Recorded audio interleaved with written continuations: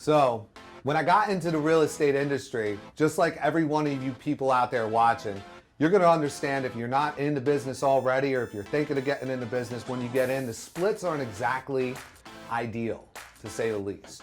They're basically 50-50. If you're with teams, they could be even less. So I had the opportunity to join with some seasoned professionals in this industry and be a part of a team. And because I knew the people, I went and joined the brokerage that they were in. Without doing the research on my own, I just assumed that these people were going to steer me into the right direction and give me the leads and give me the work that I needed to start growing as an agent in this industry.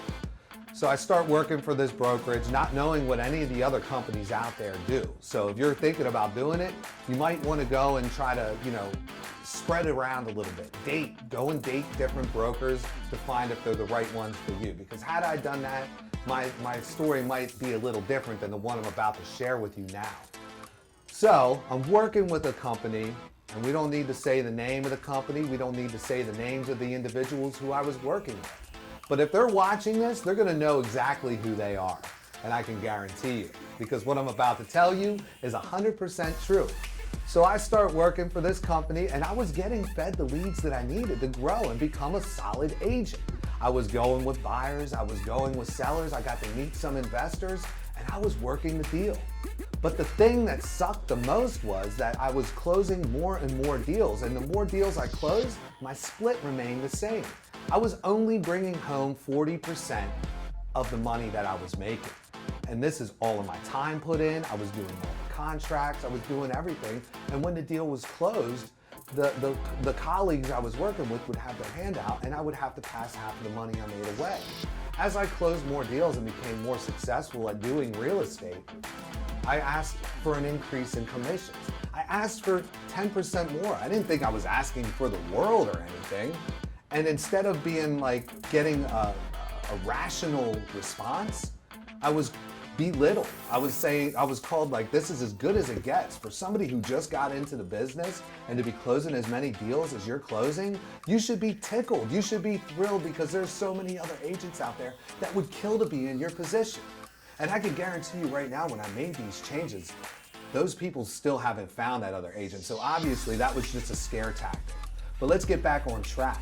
So they would tell me that there's not a single chance that I would do any better if I was anywhere else, and I needed to accept that this was as good as amount of money that I could make in this industry.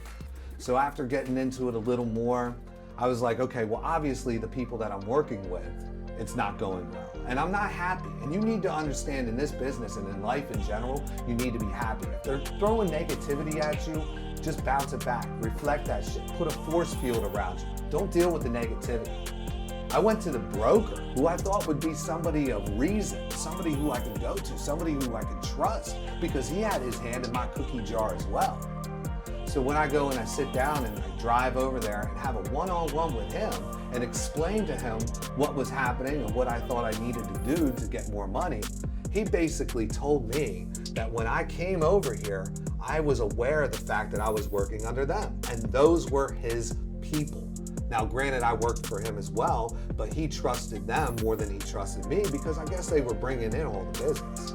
But I asked him the same thing. I need an increase in commissions, and he said he had no control over them, that I was being spoon-fed like a little baby by them, and I was no more than a secretary, and that I should be astonishingly proud of myself because of how many deals I was closing in a short period of time in this industry, that people kill to get to that level of success in that short period of time. Well, this wasn't sitting well with me, because I knew I wasn't going to get anywhere. So when I told him I was ready to soar like an eagle, the way I put it, and we'll go right here, because this one's for you. If you're out there watching, soar like an eagle is what I wanted to do. I got laughed at. And that was a humiliating experience for me, because the door to his office was open. So everybody in the whole office heard him laugh at me. And when I told him I wanted to soar like an eagle, the response, well, I'll tell you what the response was. He said, soar like an eagle. And it was one of those laughs you would hear from a Batman villain in one of those movies you like to go and watch on a Sunday matinee. He laughed at me like a villain, And he said, soar like an eagle? Huh, you couldn't even leave the nest. If you tried to jump out of this nest while you're getting spoon-fed all these leads, you'd fall to the ground and get eaten by a fox. Can you believe that? That was this man's sales pitch to me, that I would be out of the business if I decided to take my shit elsewhere, that I wouldn't even be able to stand up on my own 2 feet without getting spoon-fed. So, you know, the famous saying goes when you're encountered with situations like that, it's a fight or flight. And if that's as good as a sales pitch as you're gonna get from the guy you're working with, you need to know right there it is negative, it is toxic, and you need to remove yourself from that place. And that's exactly what I did. I looked him dead in the eyes, I said, 6 months, we'll see about that. Thank you for giving me the opportunity to work here. Have a nice day. And I took my business out the door, I went elsewhere, and here we are, less than 2 years later. How much does that guy know? You know everything. Nobody's gonna tell you what you're gonna accomplish. This stuff is real. Can they read that? Top sales associate, can they read that? Is it clear to you? I know homeboy out there is watching. He knows what's going on. And I got news for you, buddy. Let the eagles fly. Let the eagles fly. Do you. And if you're unhappy when you get into these situations, know your worth, know your value, and do what's best for yourself and your family. And that's what it is.